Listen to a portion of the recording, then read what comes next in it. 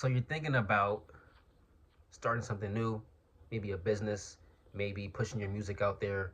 You want to create content about cooking, you want to make clothes, whatever the case is. First of all, congratulations to you. You know what you want to do, go all in. But do not have a plan B. This plan A that you have is the only plan that you need, and it's the only plan that will work.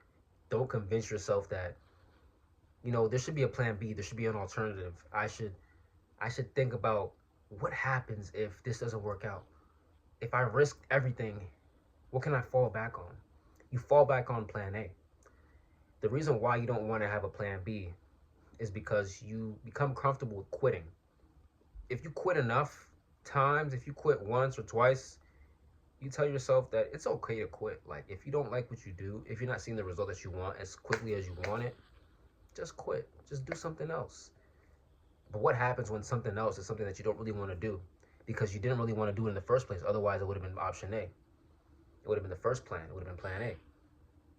Oh, then you quit. And now all of a sudden you're on plan G because you couldn't stick with the original plan.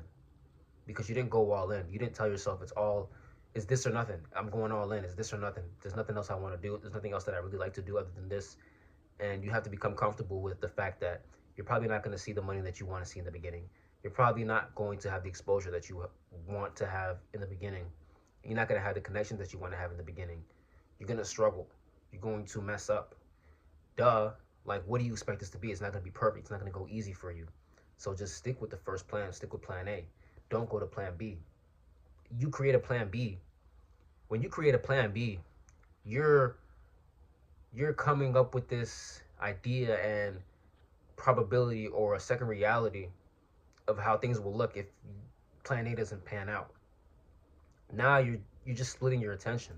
It's like, all right, well, this is not working, but I know when I go over here, when I work for this person, when I rely on these skills that don't really go into plan A, when I such and such, when I go here, if I move over here, it's like, okay, now I can start this thing new. Like, everything's gonna it's gonna be better. But it's not really what you want to do. It's never what you wanted to do genuinely, originally. It's like, all right, so you want to push out clothes. All right, you're selling clothes, you're selling merch or whatever. And it's not really selling other than people that you know, friends and family. Nobody's really buying it. Nobody's investing into it. So you say, okay, it's cool. Like, I have an uncle. I can go work for my uncle, and that's what it is afterwards. All right, you work for your uncle, but that's not the dream that you had. That isn't the vision. That there's no passion in working for your uncle. You're not gonna do something that you don't feel passionate about because yeah, you're gonna see money. It's guaranteed money. But after a while, like, what is that gonna do for you? You don't love what you do, or you don't have the drive, you don't have the passion, you don't have the wherewithal, and you don't grow as a person, honestly, because you duck it. You're not persevering through the pain, through the struggle of not having the connections, not having the exposure, not having the financial success from plan A. And that builds you up as a person. Your character builds. But your character doesn't build when you become comfortable with quitting on yourself. Your character doesn't build when you look for alternatives and you don't just go all in on the original plan. So you tell yourself it's okay to quit. It's okay to have a safety net. Bro, after safety net, you got to go all in on plan A. Plan B is not an option. Plan A, plan A, plan A, plan A. Go all in on plan A. Invest your time, money, and effort and energy into plan A. Plan B is not for you. Plan B is not an option. Stick with what you want to do. Stick with what you have. You have this type of energy for, and your attention is just like focused on that. If you can focus on plan A more than anything else, you will never create a plan B for yourself. At a certain point, yeah, things will look difficult, and you're telling yourself, "Why don't I just go do this?" But you persevere. You persevere, and you're strong enough. You don't quit on yourself. You don't like to quit on yourself. You're building as a person, and you want to continue building as a person. You know you cannot continue to build as a person and develop your character if you quit on yourself. So you don't even want to quit. You don't want to go to plan B. You don't want any alternative. You don't want to work for your uncle. You don't want to work at the factory. You don't want to get a degree.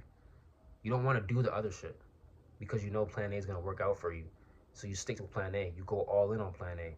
Plan B, plan C, there's no alternative anymore because you're confident in yourself. You're confident in your ability to persevere. You're confident in your ability to overcome the struggles and eventually see success later down the line. Perseverance, patience, continuous practice.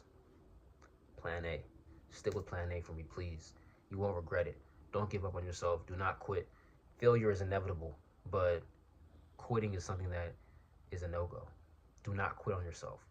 Go all in on plan A and thank yourself in the long run for committing. Stay committed.